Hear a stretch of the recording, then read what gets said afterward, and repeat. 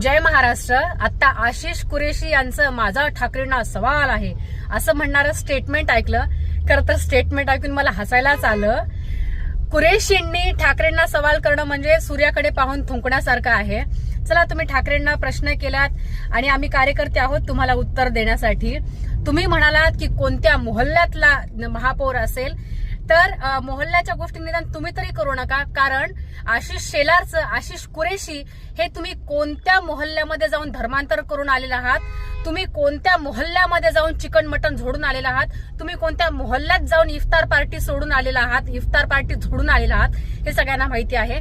आणि हो, राहिला प्रश्न महापौरचाच, तर जो मुंबईच्या हितासाठी, जो मुंबईच्या जनतेसाठी 24 तास उपलब्ध असेल, जो मुंबईच्या भविष्याचा, जो मुंबईच्या विकासाच्या गोष्टी करेल, असा ठाकरेंचा शिलेदार जो की मराठी असेल, ना की तुमच्यासारखा गुजरात्यांच्या पायाशी जाऊन जय गुजरात म्हणणारा गुजरात्यांचा चाट्या असेल. कसं आहे आशिष कुरेशी, तुम्ही तुमचं जे काही थोतांड वागणं आहे ते महाराष्ट्राच्या समोर, मुंबईच्या समोर आणत राहा आणि त्याला आम्ही तुमच्याच भाषेमध्ये प्रत्युत्तर देत आम्हाला तुमचा थोतांडपणा पुन्हा एकदा महाराष्ट्राच्या समोर आणायला, मुंबईच्या समोर आणायला तुम्ही आम्हाला मदत करा. तुर्तास इतकंच.